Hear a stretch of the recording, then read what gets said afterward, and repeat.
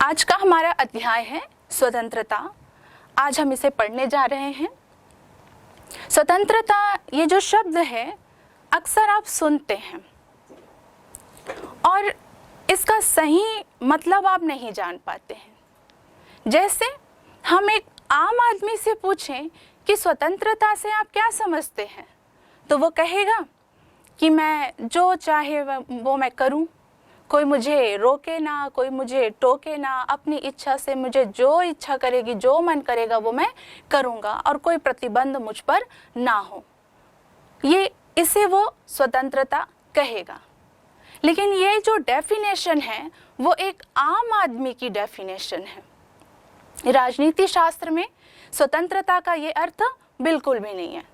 राजनीति शास्त्र में इसे नकारात्मक स्वतंत्रता कहते हैं कि आप जो चाहें करें और आप पर किसी भी प्रकार का कोई प्रतिबंध ना हो। राजनीति शास्त्र में एक और स्वतंत्रता है जिसे सकारात्मक स्वतंत्रता कहते हैं, जिसमें आप अपनी स्वतंत्रता का इस्तेमाल तो कर सकते हैं, पर आपकी स्वतंत्रता से किसी दूसरे व्यक्ति को कष्ट नहीं पहुंचना चाहिए। जैसे आप फटाके तो फोड़ सकते हैं, पर आप अपने घर पर फोड़ सकते हैं, दूसरे के घर पर जाकर नहीं फोड़ सकते। क्यों? क्योंकि आपके फटाके फोड़ने से दूसरे व्यक्ति को कष्ट पहुंच रहा है। तो इसे हम सकारात्मक स्वतंत्रता कहते हैं कि आप अपनी स्वतंत्रता का इस्तेमाल करें, पर उसे दूसरे को नुकसान नहीं होना चाहिए, दूसरों को कष्ट नहीं होना चाहिए। ये जो अध्याय है जिसे हम पढ़ने जा रहे हैं, ये इतना महत्वपूर्ण क्यों है? क्यों स्वतंत्रता इतना महत्वपूर्ण है कि व्यक्ति अपना सब कुछ कुर्बान करने को तैयार रहता है, यहाँ तक कि अपना प्राण तक त्यागने को तैयार रहता है। दक्षिण अफ्रीका में नेल्सन मंडेला, जो दक्षिण अफ्रीका के प्रथम अश्वेत राष्ट्रपति थे, उन्होंने इसी स्वतंत्रता की प्राप्ति के लिए 28 वर्ष जेल की अंधेरी कोठरी पर बिताए हैं। क्यों? इस स्वतंत्रता को प्राप्त करने के लिए। ऐसा क्या हो रहा था दक्षिण अफ्रीका में कि नेल्सन मंडेला को स्वतंत्रता के लिए लड़ना पड़ा? वहां पर गोरे लोगों की सरकार थी और वहां पर जो अश्वेत लोग हुआ करते थे उन पर रंग भेद, नस्ल भेद बहुत होता था। बहुत अत्याचार, भयंकर शोषण। इस शोषण से, इस अत्याचार से मुक्ति दिलाने के लिए नेल्सन मंडेला और उनके साथी जो थे वो लड़ रहे थे सरकार से कि हम पर भेदभाव ना किया जाए, हम पर अत्याचार ना किया जाए। बहुत अत्याचार हुआ है दक्षिण अफ्रीका में काले लोगों के साथ। नेल्सन मंडेला ने एक किताब लिखी, लॉन्ग वॉक टू फ्रीडम। इस किताब में उन्होंने बताया कि उन सारी बातों का जिक्र किया जो दक्षिण अफ्रीका में हो रही थी, सरकार की नीतियों के बारे में, पुलिस किस तरीके से अत्याचार कर रही थी, सारी बातों का उल्लेख इस किताब में किया गया है। नेल्सन मंडेला जिक्र करते हैं कि ये जो अलगाववादी जो सरकार थी उसने एक शहर को भी घेर लिया था। लोग एक जगह से दूसरी जगह तक वो जा सकते थे ना वो आ सकते थे। यहाँ तक कि वो विवाह में भी उनको प्रतिबंध था, वो अपनी पसंद से विवाह भी नहीं कर सकते थे। इतना प्रतिबंध था, इतना अत्याचार, इतना शोषण था वहाँ। इसीलिए नेल्सन मंडेला अपने साथियों के साथ, आम जो लोग थे वहाँ पे, जो काले लोग थे, उनके लिए उन्होंने लड़ाई लड़ी है, उन्हें स्वतंत्रता दिलाने के लिए। और ये जो लड़ाई थी केवल काले लोगों के लिए नहीं थी, वो गोरे लोगों के लिए भी थी, उन सब लोगों के लिए थी जिनके साथ भेदभाव किया जाता था, शोषण किया जाता था, अत्याचार किया जाता था, सबके लिए उन्होंने लड़ाई लड़ी है। तो आप देख रहे हैं कि नेल्सन मंडेला जब वो लड़ाई लड़ रहे थे, वो संघर्ष कर रहे थे, तब वो युवा थे। तो जब वो युवा थे तो जाहिर सी बात है कि उन्हें भी संगीत पसंद होगा, सिनेमा देखना पसंद होगा, इतने सारे जो त्योहार हैं, उत्सव हैं, वो भी मनाना पसंद होगा, जैसे कि हम सभी को होता है। वो भी तो इंसान है, उनको भी तो इन सब चीज़ों का शौक रहा होगा। लेकिन फिर भी इन सब चीज़ों को त्याग करके वो जेल में बिता रहे हैं। किस लिए? इस स्वतंत्रता को प्राप्त करने के लिए। हम दूसरा इसमें उदाहरण देख सकते हैं, म्यांमार की जो पीएम हैं आंग सान सू की। इन्होंने भी स्वतंत्रता की लड़ाई लड़ी है। इनको इनके ही घर में नज़रबंद करके रखा गया। इन्हें अपने बच्चों से तक मिलने की परमिशन नहीं थी। जब इनके पति कैंसर से पीड़ित थे और मृत्युशैया पर थे, तब भी उनको मिलने नहीं दिया जा रहा था, इतना प्रतिबंध था। तो इन्होंने, आंग सान सू की ने अपने जो स्वतंत्रता की लड़ाई जो है उसको देश की लड़ाई से उन्होंने जोड़ा और ये कहा कि स्वतंत्रता, भय से भी स्वतंत्र होना ज़रूरी है। हम कई तरीके से भय से डरते हैं। हम दूसरों के विचारों से डरते हैं, किसी के विचारों की प्रतिक्रिया देने से हम डरते हैं, यहाँ तक कि हम इन बातों को लेकर भी डरते हैं कि कोई हमारा मजाक ना उड़ा दे, इस बात के लिए भी डरते हैं। तो इन्होंने अपनी जो किताब लिखी फ्रीडम टू फियर, उसमें कहा कि भय से मुक्ति भी स्वतंत्रता है और हमें डरना नहीं चाहिए किसी भी बातों को लेकर, किसी भी चीज़ को लेकर। उन्होंने भी स्वतंत्रता के लिए बहुत लड़ाई लड़ी है। तो हम देख रहे हैं कि स्वतंत्रता बहुत महत्वपूर्ण है, जिसके लिए व्यक्ति अपना सर्वस्व निछावर करने को तैयार रहता है। ये जो स्वतंत्रता है, इसके लिए अंग्रेजी भाषा में 2 शब्द जो हैं वो प्रयोग किए जाते हैं। स्वतंत्रता को अंग्रेजी में इंडिपेंडेंस शब्द भी है और दूसरा शब्द लिबर्टी भी है। दोनों शब्द के समानार्थी हैं और उसका अर्थ यही है, स्वतंत्रता। हम अक्सर सुनते हैं कि स्वतंत्रता दिवस या इंडिपेंडेंस डे, पर कभी हम ये नहीं समझते हैं या ये हम नहीं बोलते हैं लिबर्टी डे। लिबर्टी का मतलब भी स्वतंत्रता है, इंडिपेंडेंस का मतलब भी स्वतंत्रता है, पर हम इंडिपेंडेंस शब्द का इस्तेमाल करते हैं, कभी लिबर्टी शब्द का इस्तेमाल नहीं करते हैं। क्यों नहीं करते हम? कोई तो कारण होगा। आज मैं आपको इसका कारण बताती हूँ। जो लिबर्टी जो शब्द है उसका बहुत सीमित अर्थ है। उसका अर्थ है बंधनों से मुक्ति या बेड़ियों से आज़ादी, ये इसका अर्थ है। प्राचीन समय में जो राजा होता था वो शासन करता था। सारी संप्रभु जो शक्ति होती थी एक व्यक्ति में, मतलब एक राजा में निहित होती थी।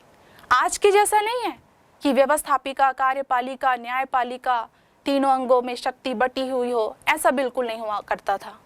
एक राजा हुआ करता था और सारी संप्रभु शक्ति उसी के हाथों में होती थी।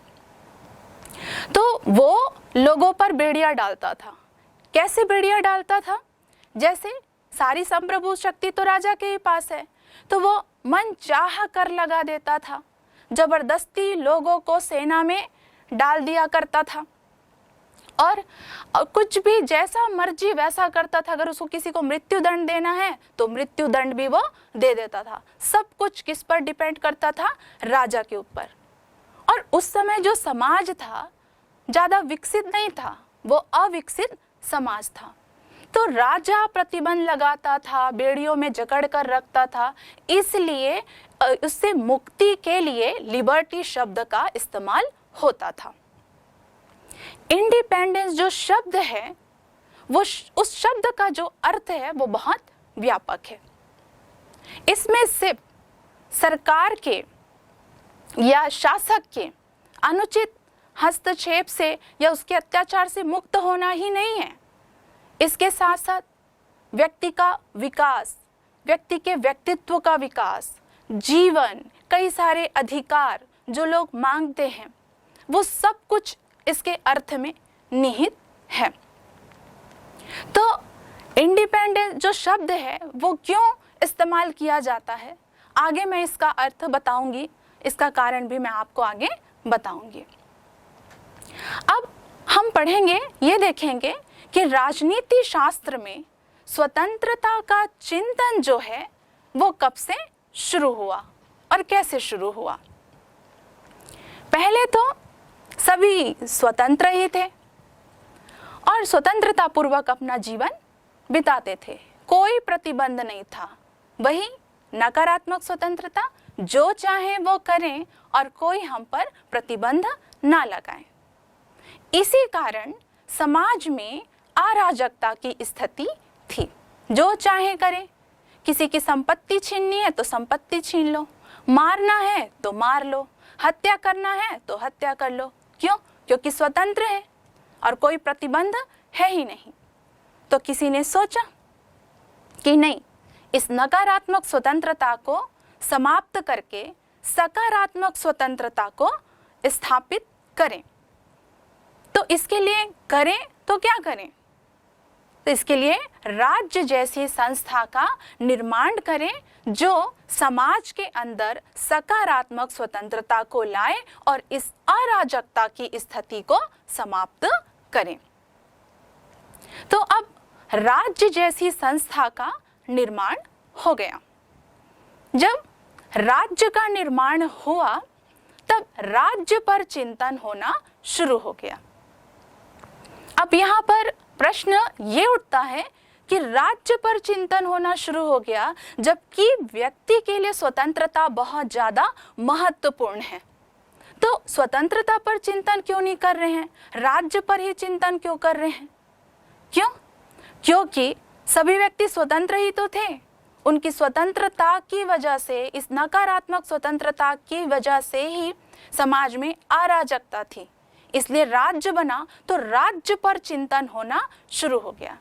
इसलिए प्रारंभिक जो विद्वान हैं, जैसे कि प्लेटो है, अरस्तु है, इन्होंने राज्य पर चिंतन किया।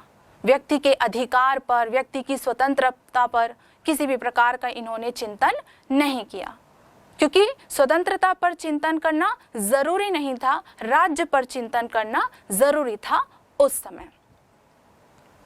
अब राज्य का निर्माण तो हो चुका है। अब राज्य बना है तो जाहिर सी बात है कि राज्य के पास शक्ति भी होगी और उस शक्ति का प्रयोग कोई ना कोई व्यक्ति जरूर करेगा। तो वो व्यक्ति कौन है? वो एक व्यक्ति राजा हुआ करता था, जो सत्ता का केंद्र हुआ करता था। तो राजा भी एक व्यक्ति है, तो जाहिर सी बात है कि राजा में भी तो स्वार्थ होगा, लालच होगा, शक्ति की लालसा, वर्चस्व की लालसा, संपत्ति की लालसा, ये लालसा होगी। तो जो राजा था वो शक्ति का प्रयोग करता था।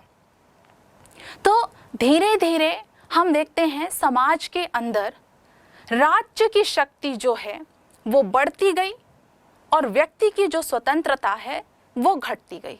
जैसे एक तुला, एक तराजू में एक तरफ राज्य है और दूसरी तरफ स्वतंत्रता है, तो राज्य का पलड़ा भारी हो गया और स्वतंत्रता जो है वो हल्की पड़ गई। जैसे स्वतंत्रता घटती गई, चिंतकों ने स्वतंत्रता पर चिंतन करना शुरू भी किया। फिर ये जो राजा हुआ करते थे वो क्या करते थे कि अपनी संपत्ति को बढ़ाने के लिए, अपनी शक्ति को बढ़ाने के लिए, अपने वर्चस्व को बढ़ाने के लिए जनता का शोषण करते थे, जनता का अत्याचार करते थे।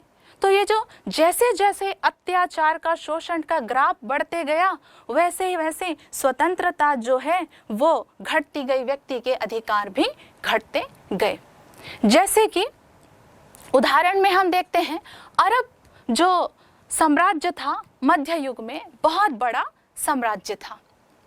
इस अरब साम्राज्य की स्थापना के लिए जाहिर सी बात है उस समय जो शासक रहे होंगे वो वर्चस्व की लड़ाई लड़े होंगे। तो यहाँ पर हम देखेंगे कि राजा अकेले तो कुछ नहीं कर सकता, उसे नागरिकों की आवश्यकता तो होगी ही होगी।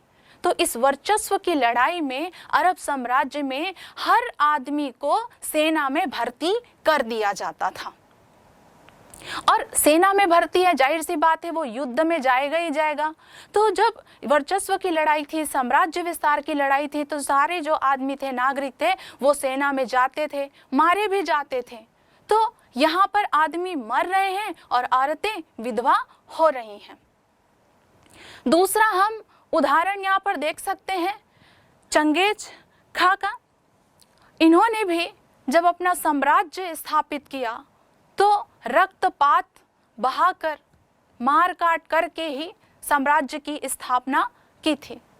प्रारंभ में चंगेज खां ने क्या किया था, कुछ घुमंतु जो जनजाति थे उनको इकट्ठा किया, उनके द्वारा फिर सत्ता हासिल की, उसके बाद साम्राज्य विस्तार करना शुरू कर दिया। उसने दूसरों के अधिकारों को भी छीना, साथ साथ अपने देश के लोगों के अधिकारों को भी उसने छीना। उसके बाद आप देखिए ब्रिटिश साम्राज्य को देखिएगा, ब्रिटिश को देखिएगा। ये जो ब्रिटिश हैं इन्होंने दुनिया को गुलाम बनाया, ये तो हम जानते हैं। पर क्या हम ये भी जानते हैं कि एक समय पहले ब्रिटिश भी गुलाम हुआ करते थे? किसके गुलाम हुआ करते थे? वो फ्रेंच शासकों के गुलाम हुआ करते थे।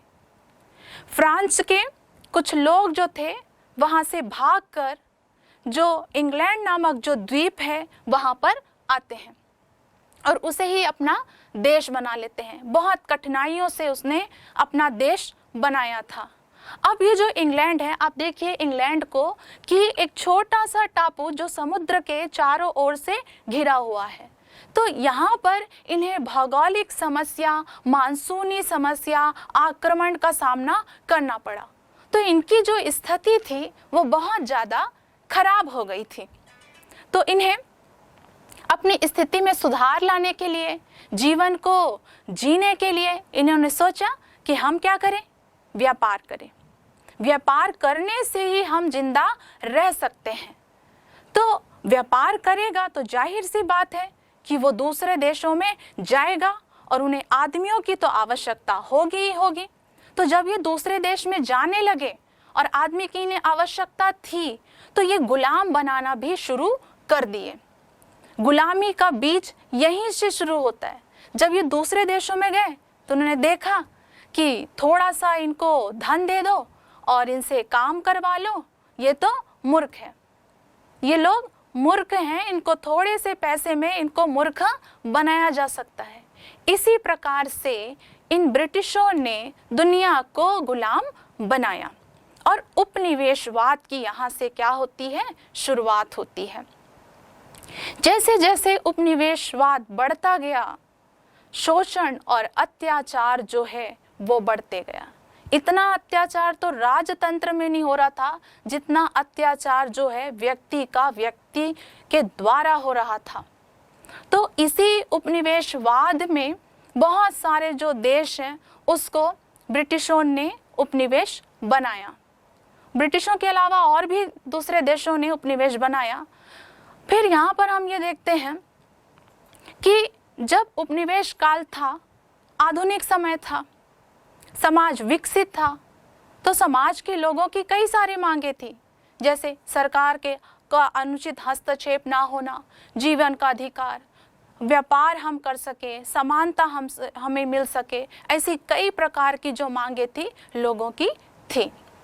तो मैंने अभी थोड़ी देर पहले आपको बताया था कि मैं इंडिपेंडेंट जो शब्द है वो क्यों इस्तेमाल किया जाता था। वो इसीलिए इस्तेमाल किया जाता था क्योंकि आधुनिक समय में जब ब्रिटिशों ने उपनिवेश बनाया, तो जब उन्होंने बनाया और वो उपनिवेश आज़ाद होना चाहते थे, तो केवल वो दूसरे शासकों से आज़ाद ही नहीं होना चाहते थे। उनकी कई सारे मांगे थी कि हम स्वतंत्र व्यापार कर सकें, हम जीवन जी सकें, हम स्वतंत्रता पूर्वक हम घूम सकें, ऐसी कई सारी उनकी मांगे भी थी। और इंडिपेंडेंस जो शब्द है उसका अर्थ बहुत व्यापक है। वो शासन के अनुचित हस्तक्षेप से मुक्ति भी है, वो जीवन का अधिकार भी है, वो व्यक्तित्व का अधिक व्यक्तित्व के विकास का भी क्या है, अधिकार है। तो ये सारा जो व्यापक अर्थ है वो इंडिपेंडेंस शब्द में मिलता है। इसलिए हम इंडिपेंडेंस डे मनाते हैं, इंडिपेंडेंस शब्द का ही हम इस्तेमाल करते हैं। तो यहाँ पर देखिएगा कि राजनीति शास्त्र में और ये जो इंडिपेंडेंस शब्द भी है वो ये ब्रिटिशों के उद्भव के बाद ही इस्तेमाल हुआ। इससे पहले लिबर्टी शब्द को ही इस्तेमाल किया जाता था। J.S. मिल तक के जो विचारों को जब आप पढ़ेंगे तो लिबर्टी शब्द ही आपको मिलेगा स्वतंत्रता के लिए। उसके बाद जितने जो विचारक हैं उन्होंने लिबर्टी शब्द का इस्तेमाल नहीं किया। तो इतना हमने पढ़ा, इससे हम जान पाए कि ये जो स्वतंत्रता जो होती है वो बहुत महत्वपूर्ण होती है, जिसका हम आगे अब अध्ययन करेंगे। स्वतंत्रता की जो अवधारणा है राजनीति शास्त्र में बहुत महत्वपूर्ण है, क्योंकि स्वतंत्रता के बिना व्यक्ति अपने व्यक्तित्व का विकास नहीं कर सकता, अपनी उन्नति नहीं कर सकता। इसलिए स्वतंत्रता बहुत महत्वपूर्ण है। ऐसा भी माना जाता है कि व्यक्ति जो है, व्यक्ति जन्म से ये इच्छा रखता है कि वो स्वतंत्र रहे, और इसी स्वतंत्रता के लिए कई सारी क्रांतियां भी हुई हैं राज्यों के द्वारा। पहले ये माना जाता था राजा के अत्याचार से मुक्ति, राजतंत्र में ही अत्याचार होते हैं, शोषण होते हैं, तो उनसे मुक्ति को स्वतंत्रता मानते हैं। पर जो आधुनिक समय है, लोकतंत्र में भी अत्याचार और शोषण होते हैं, उनसे भी मुक्ति चाहिए। तो हम यहाँ पर देखेंगे कि बहुत सारे राज्यों ने स्वतंत्रता के लिए संघर्ष किया है, राज्य क्रांतियाँ हुई हैं। तो देखेंगे कि राजनीति विज्ञान में आधुनिक समय में ये कहाँ से शुरुआत होती है स्वतंत्रता की। तो हम यहाँ देखते हैं कि विभिन्न राज्यों में आधुनिक समय में राज्य क्रांतियाँ हुई हैं। कुछ महत्वपूर्ण क्रांतियाँ हैं जिसकी चर्चा करना बहुत ही आवश्यक है। वो कौन कौन सी क्रांति है, आइए हम देखते हैं। पहली क्रांति है इंग्लैंड की गौरवपूर्ण क्रांति जो 1688 में हुई है। दूसरी जो क्रांति है वो हुई है अमेरिकी क्रांति जो 1776 में हुई है। और तीसरी क्रांति फ्रांस की क्रांति जो 1789 में हुई है। चौथी क्रांति जो है रूस की क्रांति जो 1917 में हुई है। ये क्रांति जो है ये बहुत महत्वपूर्ण क्रांतियां हैं, और एक हमारे भारत में भी संघर्ष हुआ है जिसे जानना बहुत आवश्यक है। तो स्वतंत्रता की शुरुआत होती है इंग्लैंड से। इंग्लैंड की जो क्रांति है, राज्य क्रांति है 1688। तो हम यहाँ पर ये देखेंगे कि इसकी शुरुआत कहाँ से होती है, ये स्वतंत्रता का जो बीज है कहाँ से बोया जाता है। यहाँ हम देखेंगे मैग्ना कार्टा। इंग्लैंड की गौरवपूर्ण क्रांति क्या है? यूरोपीय देशों में और अरब साम्राज्यों में धर्म युद्ध चल रहा था, जिसमें जो अरब जो साम्राज्य थे उनकी जीत होती है और यूरोपीय देशों की हार होती है।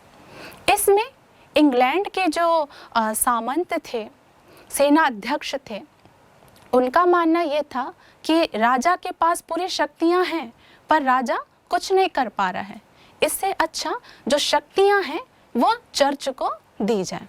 तो चर्च को शक्तियां देने के लिए एक अधिकार पत्र जो था वो इजाद किया गया। अब सारे जो अधिकार थे अब वो राजा के पास नहीं थे, बहुत सी जो शक्तियां थे, बहुत से जो अधिकार थे वो चर्च को दे दिए गए। अब चर्च के पास भी शक्तियां आ गई और इसी को आगे चल के नागरिकों के पास भी अधिकार और स्वतंत्रताएं आने लगी, जो 1215 में मैग्ना कार्टा के रूप में ये जाना जाता है। इसे गौरवपूर्ण रक्तहीन क्रांति इसलिए कहते हैं क्योंकि इसमें कोई खून खराबा मारकाट नहीं हुआ था। बहुत ही शांतिपूर्वक तरीके से ये जो सत्ता थी उसको चुनौती दी गई थी और सारे जो अधिकतम जो अधिकार जो थे वो संसद को प्राप्त हो गए थे।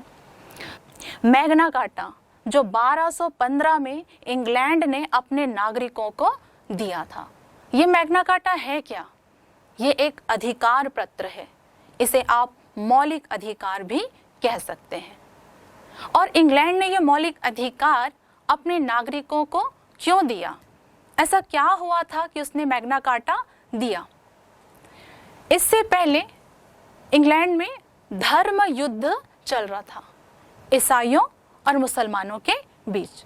इस धर्म युद्ध के बाद ही ये मैग्ना कार्टा जो है 1215 में दिया गया अपने नागरिकों को, और यही आधार बना गौरवपूर्ण राज्य क्रांति के। कैसे? इसकी पृष्ठभूमि हम देखते हैं, क्योंकि इंग्लैंड में जो समाज था वो 3 भागों में बटा हुआ था। एक धार्मिक वर्ग, दूसरा है सेना या सामंती वर्ग, और जो तीसरा वर्ग है कृषक, श्रमिक और दास। 3 वर्ग हुआ करते थे। तो ये जो सेना थे, सामंती वर्ग जो थे, इनके पास ही शक्तियां होती थी, यही राजा को खड़ा करते थे, क्योंकि राजा के लिए यही युद्ध जो है वो लड़ते थे। तो जब इन्होंने देखा कि व्यापार से फायदा है, तब इन्होंने राजा को ही क्या कर दिया, समाप्त कर दिया, और वो खुद शासन करने लगे। और लोग कौन थे, जनता कौन थे? ज़्यादा से ज़्यादा तो सामंती थे, सेना अध्यक्ष थे। तो इन्होंने शासन करना शुरू कर दिया। तो इंग्लैंड में 1688 में गौरवपूर्ण क्रांति हुई है, जिसमें राजतंत्र को समाप्त करके लोकतंत्र की स्थापना की गई है। दूसरी जो क्रांति है अमेरिकी क्रांति, जो 1776 में हुई थी, ये वैश्विक स्तर पर बहुत बड़ी क्रांति थी। हाँ, ये बात अलग है कि ये जन क्रांति से ज़्यादा ये अभिजात वर्ग की क्रांति ज़्यादा थी, क्योंकि जितने भी अभिजात थे या जितने भी उपनिवेश थे, 13 के 13 जो उपनिवेश थे वो आज़ादी चाहते थे। तो अपनी आज़ादी के लिए जो 13 उपनिवेश थे वो संगठित होकर इंग्लैंड से आज़ादी की लड़ाई लड़े थे। तो ये बहुत बड़ी राज्य क्रांति हुई थी, और इसका परिणाम ये हुआ था कि एक मौलिक अधिकारों से परिपूर्ण एक लिखित संविधान विश्व को प्राप्त होता है। दूसरी क्रांति क्या है? 1776 में अमेरिका की क्रांति। अमेरिका भी ब्रिटेन का उपनिवेश था, और उसे भी आज़ादी चाहिए थी, तो उन्होंने भी अपनी आज़ादी की लड़ाई को लड़ा है। फिर हम क्रांति देखते हैं 1789 में फ्रांस की क्रांति, और इसका एक नारा था स्वतंत्रता, समानता और बंधुत्व। इस स्वतंत्रता से क्या तात्पर्य है? स्वतंत्रता से तात्पर्य है कि जो सरकार है वो अनुचित हस्तक्षेप ना करे, उसके अनुचित हस्तक्षेप से मुक्ति स्वतंत्रता है। समानता से तात्पर्य है कि जो भेदभाव है राज्य के अंदर, वो भेदभाव को समाप्त किया जाए, सभी व्यक्ति समान हो। समान होंगे तभी जो विकासशील जो देश है वो विकसित बन सकता है। और बंधुत्व का अर्थ ये है कि अगर हम भाईचारे से रहें तो ही हम मिलजुल कर कार्य कर सकते हैं। अगर हम भाईचारे से ना रहें तो हम मिलजुल कर कार्य नहीं कर सकते। तो देश की उन्नति तभी हो सकती है जब हम मिलजुल कर कार्य करेंगे। तो फ्रांस में 1789 में क्रांति हुई। यहाँ पर प्रश्न ये उठता है कि जो इंग्लैंड की जो क्रांति है वो 1688 में हो रही है, और फ्रांस की जो क्रांति है वो 1789 में हो रही है। दोनों देशों की क्रांति में 100 साल का अंतर है। तो इतना अंतर क्यों? क्योंकि फ्रांस के शासकों से ही भागकर जो लोग थे वो इंग्लैंड में आते हैं और उसे अपना देश बना लेते हैं, और वो पहले राज्य क्रांति कर रहा है और फ्रांस बाद में क्रांति कर रहा है, और वो भी 100 साल बाद। क्यों? क्या है इसका कारण? तो इसका कारण ये है कि जो फ्रांस था वो धार्मिक रूप से कट्टर था। यहाँ पर कोई भी व्यक्ति चर्च का विरोध नहीं कर सकता था, और उस समय जो चर्च था वो भ्रष्ट था, और जो चर्च था वो राजतंत्र का, राजा का समर्थन करता था। इसलिए वहाँ के जो नागरिक थे, जो शोषण और अत्याचार हो रहे थे, उसका वो विरोध नहीं कर पा रहे थे, उन्हें बहुत समय लगा। लेकिन इंग्लैंड में ऐसा बिल्कुल नहीं था। इसलिए इंग्लैंड में जो क्रांति है वो पहले हुई और फ्रांस में जो क्रांति है वो बाद में हुई। अगर हम भारत की बात करें तो 1857 में भारत में एक संघर्ष हुआ था, जिसे कई विद्वान क्रांति मानते हैं और कई विद्वान जो हैं इसको सिर्फ एक संघर्ष मानते हैं। क्यों संघर्ष मानते हैं?